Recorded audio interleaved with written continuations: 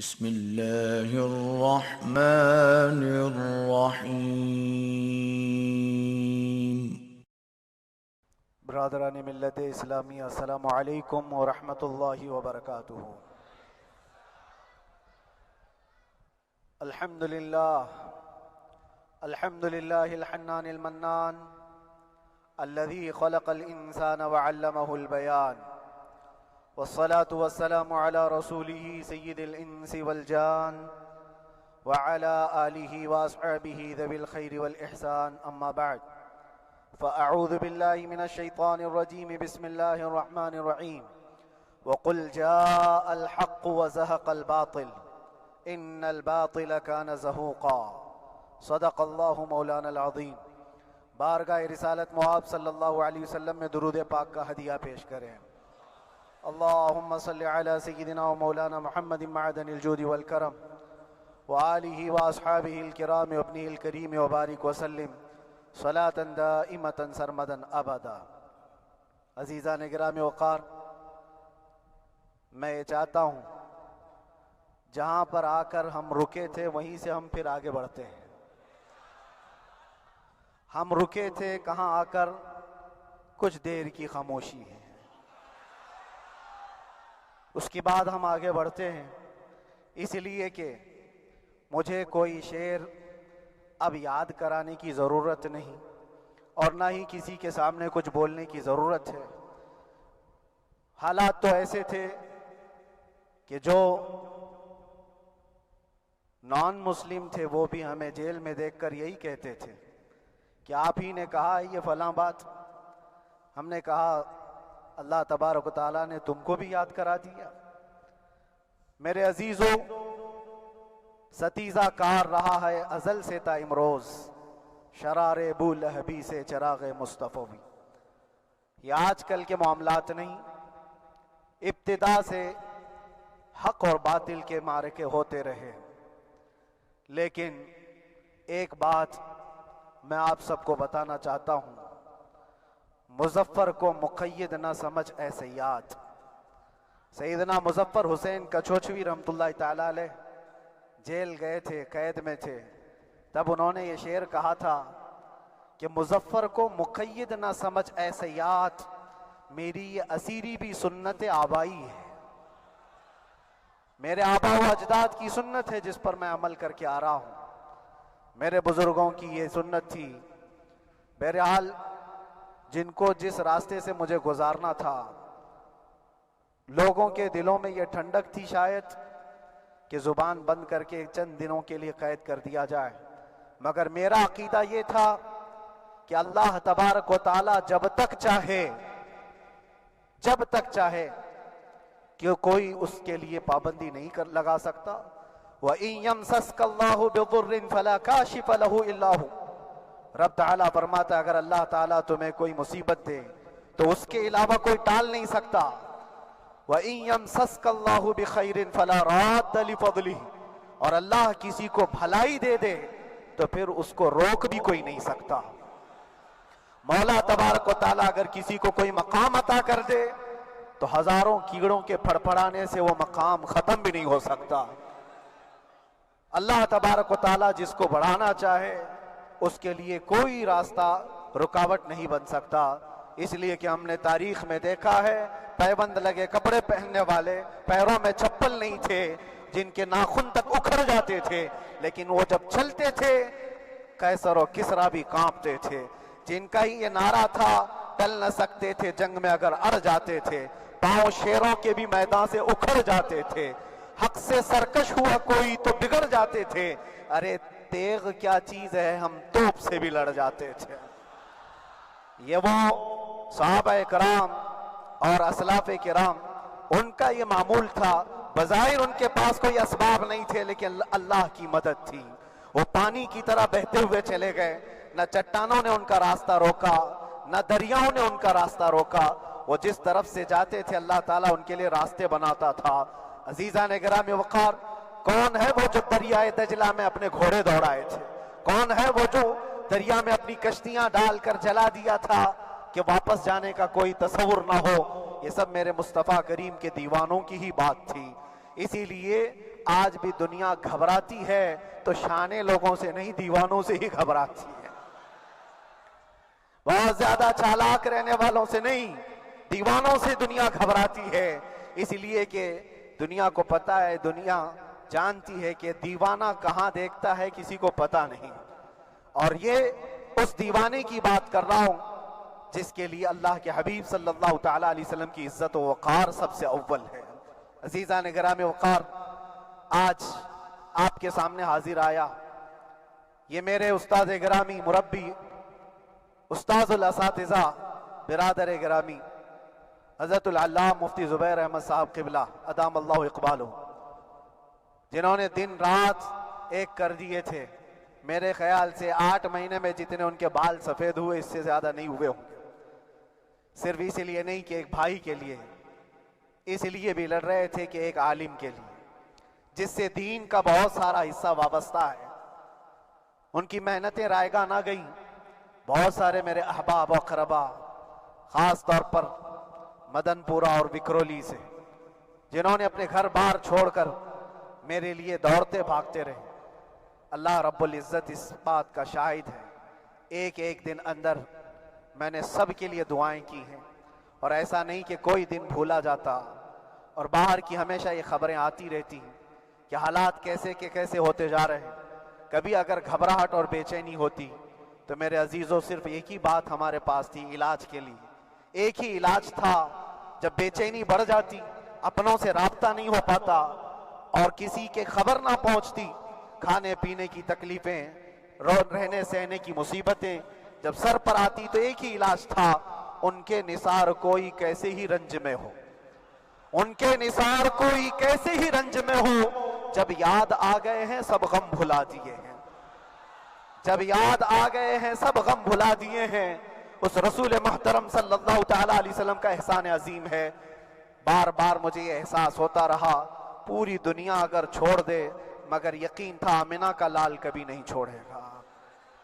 اور چھوڑا بھی نہیں، اور چھوڑا بھی نہیں. ہر رات جو ہمارا معمول تھا، ہم نے جو دیکھا، ہماری پچھلی زندگی میں ہم نے اتنے عجائبات نہیں دیکھے ہوں گے جو 8 مہینے کے اندر ہم نے دیکھے. نبی پاک صلی اللہ تعالیٰ علیہ وسلم کے انعامات و اکرامات، رب تبارک و تعالیٰ کی مدد سے دل مضبوط ہوتا ہے. عزیزان گرامی، ہم نے تو وہاں ایسے لوگوں کو دیکھا جو ڈپریشن کا شکار ہو کر کافر بھی ہو گئے، اور حالات سے گھبرا کر کے وہ انکار کر بیٹھے، کوئی خدا نہیں ہے، کوئی مدد نہیں آتی ہے. ایسے حالات وہاں دیکھے، لیکن ان حالات میں بھی اللہ تبارک و تعالیٰ کی مدد ساتھ رہی. رسول پاک صلی اللہ تعالیٰ علیہ وسلم کا انعام و اکرام یہ تھا کہ جس طرح سے گئے تھے اسی طرح سے واپس بھی آئے. جس طرح سے گئے تھے ویسی واپس آئے. اور نہ میرے مصطفیٰ نے باہر میری عزت میں کمی کی، نہ اندر عزت میں کمی کی، کہیں پر بھی نہیں. الحمدللہ، جس شان کے ساتھ رسول پاک صلی اللہ تعالیٰ علیہ وسلم اپنے چاہنے والوں کو رکھتے ہیں، وہ میں نے دنیا میں دیکھا. اور پھر یہ عرض کیا، آقا آج آپ کی عزت پر بات کرنے والے کو، چاہے وہ 1000 کال کوٹھری کے اندر ہو، آپ عزت کے ساتھ بٹھاتے ہیں، تو پھر قیامت کے دن اس کی عزت کا کیا حال ہوگا. عرش حق ہے مسند رفعت رسول اللہ کی، دیکھنی ہے حشر میں عزت رسول اللہ کی. میرے عزیزو، ایک بات کو طے کر کے چلو، انہیں جانا انہیں مانا، نہ رکھا غیر سے کام، للہ الحمد میں دنیا سے مسلمان گیا. اس ایک بات میں جو عزت ہے، دنیا کے کسی مقام و منصب اور مرتبے میں عزت نہیں ہے.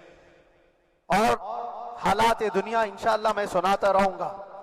اللہ تبارک و تعالیٰ جب تک یہ زبان رکھا ہے، حق بولتے رہیں گے اور سناتے رہیں گے، اور بھی حالات آپ کو انشاءاللہ العزیز آگے سناتے رہیں گے. لیکن آج خصوصیت کے ساتھ میں جمعہ کے لیے اسی لیے حاضر آیا کہ یہاں کے لوگ پل پل یاد کرتے رہے. حضرت مجھے ہر بار خبر دیتے کہ جب نماز سے فارغ ہو کر کے میں نکلوں تو مجھے لوگ پکڑ لیتے، کیا ہوا، اب کیا خبر ہے. تو جس قدر آپ کی بے چینی تھی، بے قراری تھی، میرے عزیزو مجھے بھی ملنے کی بے چینی اور بے قراری تھی. لیکن یہ ایک سٹیج تھا جس سے گزارا گیا ہے، ایک مقام تھا جس سے گزارا گیا.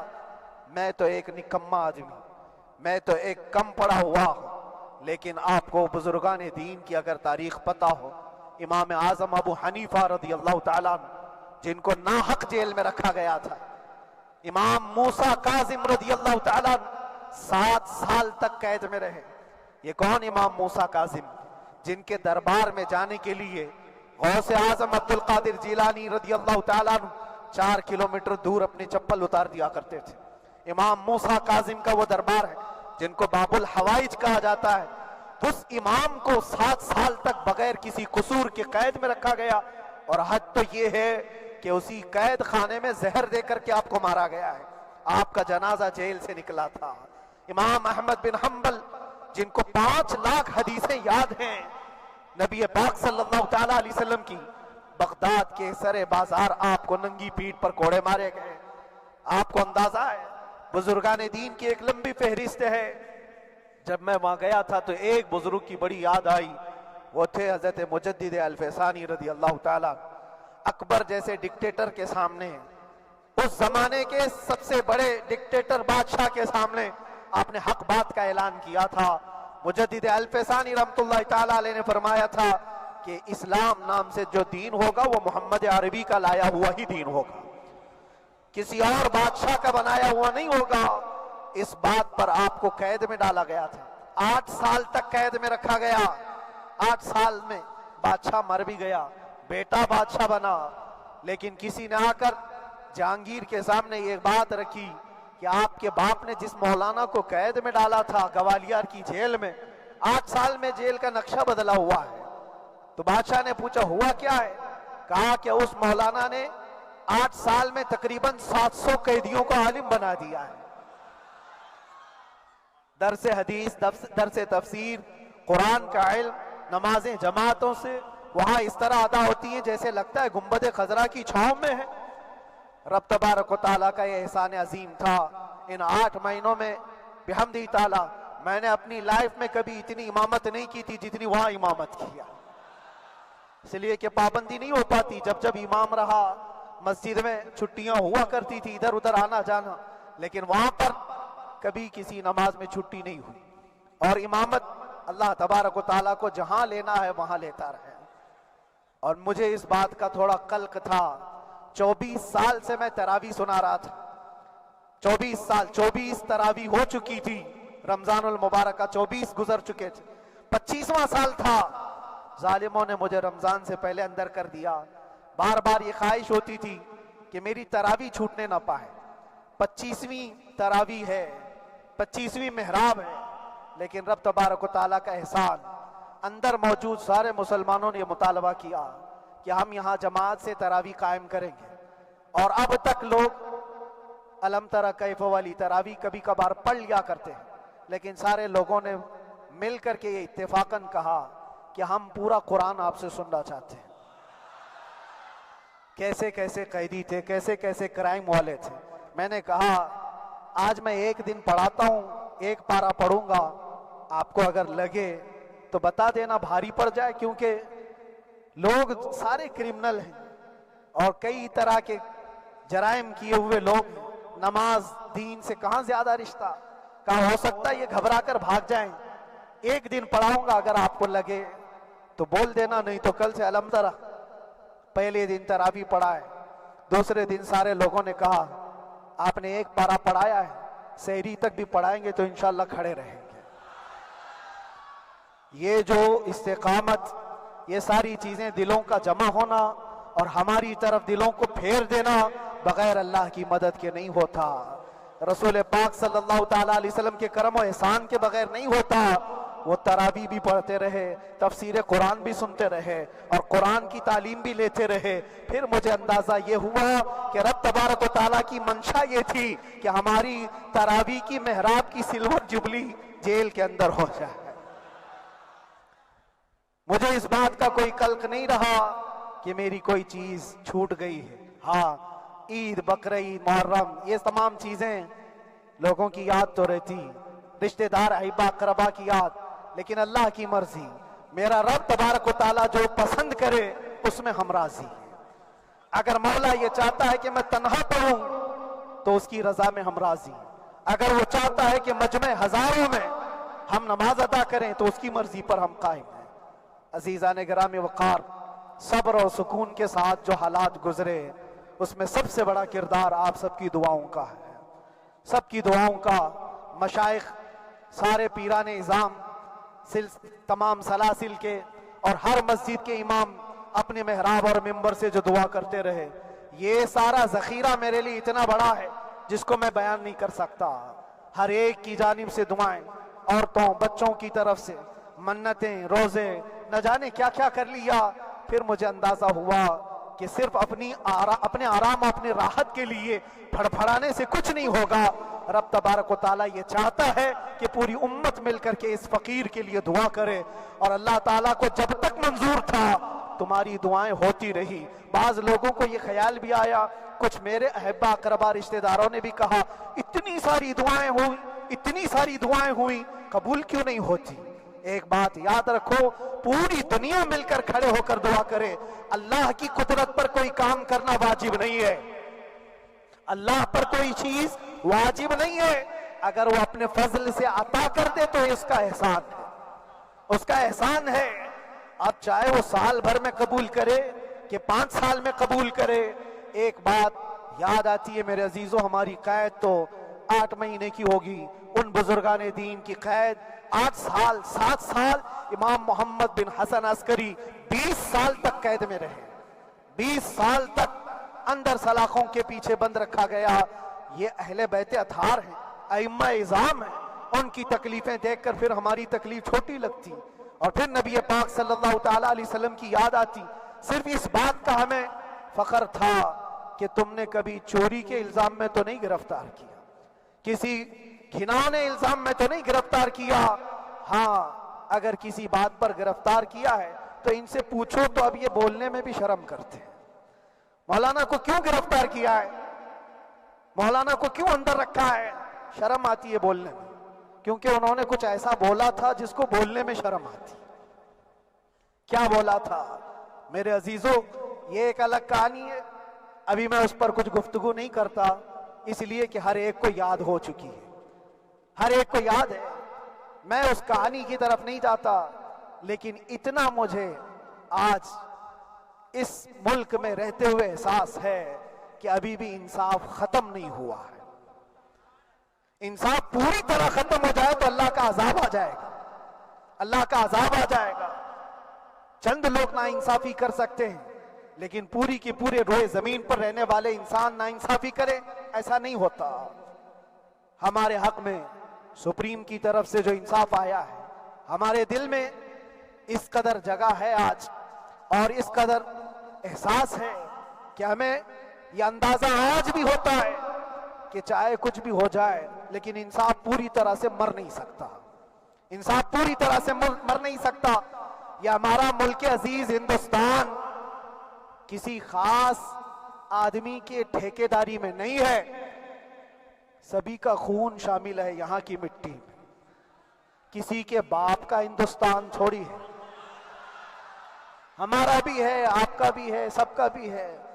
اور میرے عزیزو پتہ نہیں، یہ بھی شاید راحت اندوری صاحب کا شعر ہے، اور اس سے پہلے بھی کچھ بولا تھا، وہ بھی ان کا ہی تھا، تو ڈینجر ہی ہوا کرتا ہے۔ اللہ تبارک و تعالیٰ آپ سب پر فضل فرمائے، کرم فرمائے۔ جو چیز خاص طور پر بولنی ہے وہ یہ ہے، ان حالات سے آج جو گھبرائے ہوئے ہیں یہ وہ لوگ ہیں جو عیش پرست ہیں۔ میں کسی کو خاص ٹارگٹ کر کے نہیں کہنا چاہتا، لیکن بہت سارے وہ لوگ جو اثر و رسوخ رکھتے ہیں لیکن وہ آگے آنا نہیں چاہتے۔ دین اسلام پر حملے ہوں، حضور پاک کی عزت پر حملہ ہو، کسی کو بولنا نہیں، کیونکہ پتہ ہے دیکھو اس مولانا کو کس طرح کیے، اسی طرح دوسروں کو بھی کر دیا جائے۔ جو کمفرٹ زون میں بیٹھنے کے عادی ہو گئے وہ اپنا ایریا چھوڑ کر ہٹنا نہیں چاہتے۔ اگر میں کچھ کہوں گا حضور پاک صلی اللہ تعالیٰ علیہ وسلم کی ناموس کے لیے تو میرا عیش خطرے میں آ جائے گا۔ اکثر کی یہی سوچ ہے، میرا تو اپنا دھندا ہے، میرا بزنس ہے، میرے بیوی بچے ہیں، ہو سکتا ہے مولانا کو کسی چیز کی فکر نہیں ہوگی۔ آپ کو میں بتاؤں، آپ کو اندازہ نہیں، ہمارے دل میں ہمارے بچوں کی کتنی محبت ہے. میرے بھی چھوٹے سے بچے ہیں. جب وہ جیل کی سلاخوں کے سامنے آ کر آنسو بہاتے تھے تو دل پر چھریاں چلتی تھی. وہ بچے جو ہمیشہ ہمارے سینے پر سوتے رہے, آج میں ان کو چھو بھی نہیں سکتا. جب وہ سلاخوں کے پیچھے کھڑے ہو کر دور سے رو کر کے چلے جاتے 15 منٹ, تو کیا ہمارے دل میں بچوں کی محبت نہیں؟ کیا ہمارے گھر بار نہیں, ہماری بہنیں, ہمارے بھائی, ہماری ماں نہیں ہیں؟ کتنے تو دن ایسے ہوئے کہ میری ماں کو دورے پڑتے رہے یاد کے لیے. تو کیا وہ ہمارے اوپر کیفیت نہیں آتی کہ ہم خامخواہ یہ مصیبت کیوں مول لی ہے؟ میری بیٹی تو جھگڑا کرتی اس بات کو کہ کیوں آپ اکیلے ہو, بہت سارے لوگ ہیں سب کا خیال کرتے ہوئے. لیکن میرے عزیزو, یہ ان کی اپنی محبت ہے. سارا ایک پریوار اور اس سے زیادہ میرے شاگردوں کی ایک دنیا ہے. کتنے ایسے ہیں میں جانتا ہوں کہ 8 مہینے تک نرم غذا نہیں کھائی میرے ان بچوں نے. میں جانتا ہوں ان کا صرف یہ خیال تھا کہ اندر پتہ نہیں جیل میں آپ کیا کھا رہے ہوں گے, ہم یہاں نرم غذا نہیں کھائیں گے, گوشت مچھلی نہیں کھائی. حالانکہ یہ کوئی چیز تمہارے اوپر واجب نہیں تھی. یہ حالات میں اس لیے بتا رہا ہوں میرے عزیز, کسی کے وہم و گمان میں اگر یہ ہے تو نکال دے کہ میرے آس پاس کچھ نہیں ہے, میں کسی کو چاہتا نہیں, یا میرے ساتھ محبتیں نہیں ہیں. کثرت سے محبت کرنے والے لوگ ہیں میرے پاس. میرے ان بھائیوں کی اور میرے بہنوں کی, میرے گھر والوں کی محبت تو ایسی ہے کہ ان کے گھروں کے بچوں کے معاملات بھی بغیر مجھ سے پوچھے نہیں ہوتے. اگر 8 مہینے اندر رہا تو کسی کا رشتہ نہیں تو بات چیت بھی نہیں ہے. رشتہ نہیں ہوگا جب تک یہ نہ آئے. سارے کام ڈیپینڈ رہتے تھے. مجھے بھی ان تمام چیزوں کا احساس ہے, لیکن یہ سب چیزیں ایک طرف, میرے مصطفیٰ کی عزت اپنی طرف.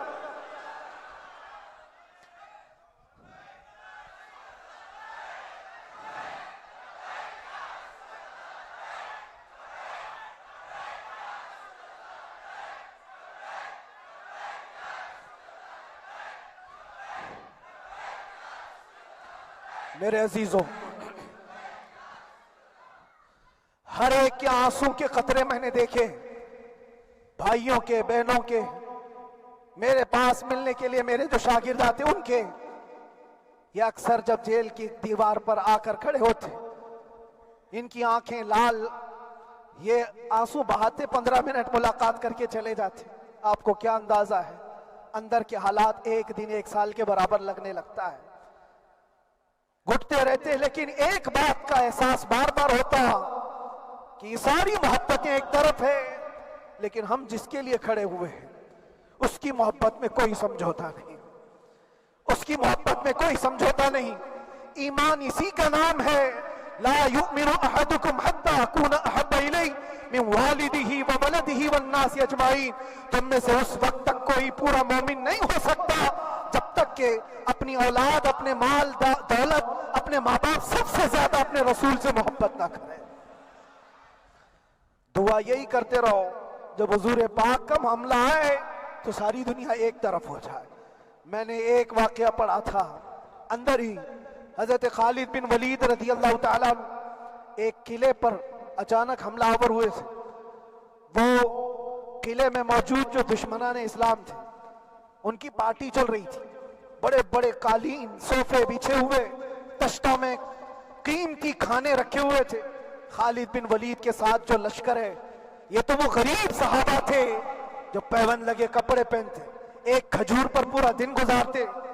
جب یہ اس قلعے پر حملہ آور ہوئے تو دشمنان اسلام جو تھے وہ مقابلہ کرنے کی ہمت نہ جٹا سکے, بھاگ گئے. سب سارا مال سب چھوڑ کر بھاگ گئے, بغیر کسی جنگ کے, بغیر کسی قتل قتال کے. پورا قلعہ فتح کیا خالد بن ولید. اب سنو, جو صحابہ تھے وہ مال غنیمت جمع کر رہے تھے, کیونکہ یہ عرب کے لوگ ایسے مہنگے قالین نہیں دیکھے تھے, ایسے مہنگے صوفے, اتنی قیمتی غذائیں انہوں نے دیکھی نہیں تھی. سب جمع کرنے لگے, سب جمع کرنے لگے. خالد بن ولید نے کہا خبردار ہاتھ مت لگانا, سب ہٹ جاؤ. سب ہٹ گئے. چند صحابہ کو بلایا، یہ سب جمع کرو، اس کو آگ لگا دو۔ پورا مال غنیمت جو تھا آگ لگا دیا۔ تو جو صحابہ تھے وہ کہنے لگے کیا یہ اچھا ہوتا ہے یہ سب میں آپ تقسیم کر دیتے، یہ بہت قیمتی چیزیں ہیں، عرب میں ہم لے جاتے تو یہ بہت مہنگی چیزیں ہیں۔ خالد بن ولید نے کیا کہا جانتے ہو؟ کہا اگر تم کو بھی ان تمام چیزوں کی عادت لگ جائے تو تم بھی ویسے ہی بھاگو گے جیسے یہ بھاگے۔ یہ آج جو ہمارا مقابلہ کرنے کی طاقت نہ لا سکے اور بھاگ گئے، اس کی وجہ یہ ہے کہ وہ عیش پرست ہے، عیاشی ان کے اندر تھی جس کی وجہ سے وہ کھڑے نہ ہو سکے۔ اور جب یہ عیاشی آئے گی تم کھڑے نہیں ہو سکو گے، کھڑے نہیں ہو سکو گے۔ آج میں یہی بات دہرانا چاہتا ہوں، جو بڑے بڑے چہرے لے کر بیٹھے ہوئے ہوں، وہ سیاسی اثر اور رسوخ رکھنے والے بھی کمفرٹ زون میں رہنا چاہتے ہیں۔ میں چند لوگوں کو چھوڑ کر کہہ رہا ہوں، اکثر کا حال یہ وہ سوچتے ہیں کہ ہمارے اس دائرے سے نکلیں گے تو ہمارا عیش خطرے میں آ جائے گا، گھر بار خطرے میں آ جائے گا۔ یہ دنیا کی محبت انسان کو بزدل بناتی ہے، بزدل بناتی ہے۔ اس لیے میرے عزیزو، آپ جب کبھی یہ بات آئے، ایک طرف میرا پورا خاندان، ایک طرف میرے عیش کی زندگی اور ایک طرف رسول پاک کی عزت کا معاملہ، تو آپ مجھے بتاؤ آپ کس بات کا فیصلہ لیں گے؟ اسی بات کا فیصلہ لینا ہوگا نبی پاک صلی اللہ تعالی علیہ وسلم کی عزت کی خاطر تمہیں اس بات کا فیصلہ لینا ہوگا۔ اپنا سب کچھ گنبد خضرا کل بھی تھا آپ، میرے نبی سے میرا رشتہ کل بھی تھا آپ، اور بتلا دو گستاخ نبی کو غیرت سنی زندہ ہے، ان پہ مر مٹنے کا جذبہ کل بھی تھا آپ۔ بس یہ جذبہ باقی رہے۔ ہم کسی کو لڑنے کے لیے، مرنے کے لیے، مارنے کے لیے میدانوں میں اتارنے کی بات نہیں کرتے۔ میں اکثر اپنی تقریروں میں کہا کرتا ہوں، یا آپ سے پہلے بھی کیا، اگرچہ میری تقریروں کو ڈائیورٹ کیا جاتا ہے، آج بھی بہت لوگ ہوں گے، بلکہ آج مدن پورہ کا یہ پہلا جمعہ ہے، مجھے اندازہ ہے پورا ہندوستان نہیں باہر بھی سب کی نظریں اس پار ہیں کہ آنے کے بعد یہ کیا بولتا ہے، آنے کے بعد یہ کیا بولتا ہے۔ سب اسی انتظار میں ہیں۔ میں سب کو ایک ہی میسج دوں گا، آنے کے بعد وہی بولے گا جو پہلے بولتا تھا۔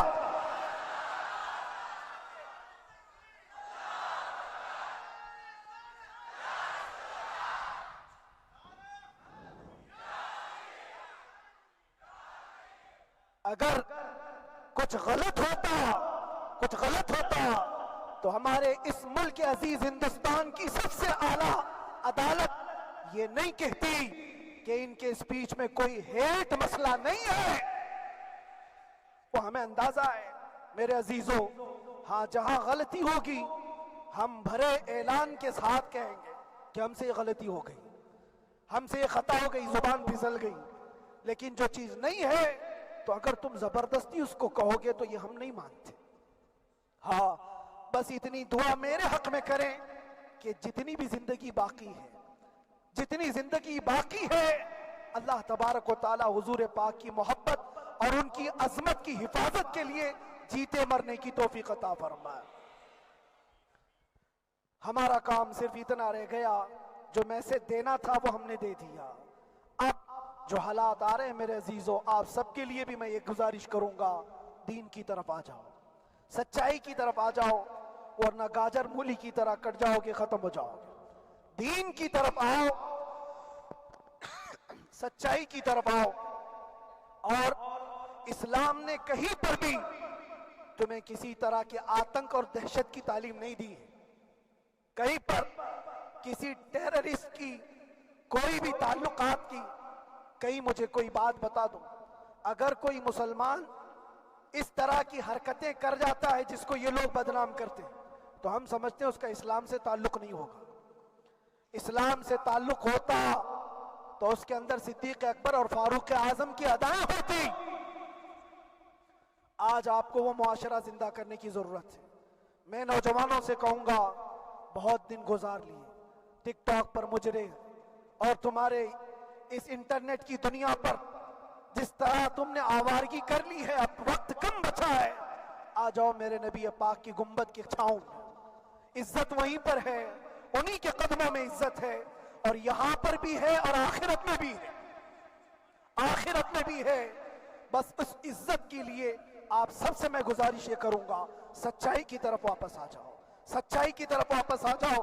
جو تمہاری نمازیں باقی ہیں اس کو پوری کر لو، اس سے پہلے کہ دنیا تم پر نماز پڑھ دے، اس سے پہلے کہ تمہارے جنازے کی نماز پڑھی جائے، اپنی نمازیں کمپلیٹ کر لو۔ اور علماء ذوی الاحترام کا ادب و احترام اپنے اندر رکھو۔ صرف اس بات کے لیے آپ کو میں احساس دلانا چاہتا ہوں کہ مجھے جس راستے سے گزارا گیا، جتنے دن قید و بند کی صحبتیں گزاری گئی، یہ صرف یہ میسج دینا تھا کہ پھر اس مولانا کا یہ ہو سکتا ہے تو چھوٹے چھوٹوں کی کیا کر دیں گے۔ ایسا اگرچہ آ جائے موقع تب بھی گھبرانے کی ضرورت تھی۔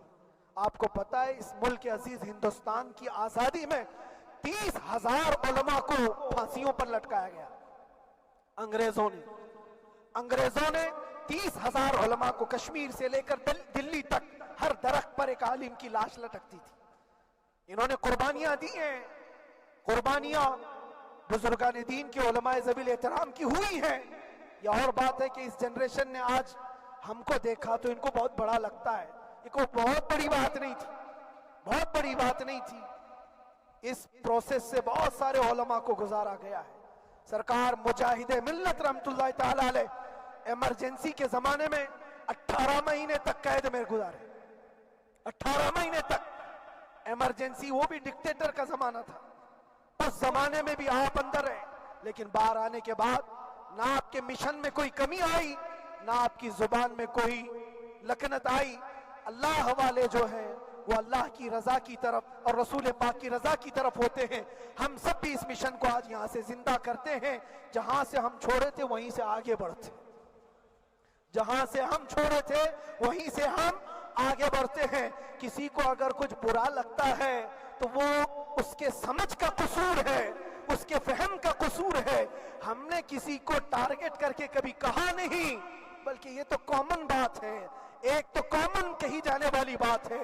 فخر سے اگر کوئی آدمی اپنے گھر میں کہے کیا بات ہے مولانا آج صبح سے تمہارے گھر میں کچھ ہلچل نہیں ہے، کچھ ہلچل نہیں ہے، ہو سکتا ہے تمہارے گھر میں کوئی نہ ہو، تم اکیلے بیٹھے ہو، بیوی کہیں گئی ہے، ماں کہیں گئی ہے، گھر میں کوئی بنانے والا نہیں ہو، گھر میں خاموشی ہے، تو تم اگر اس کو جواب دے دو کہ کچھ دیر کی خاموشی ہے،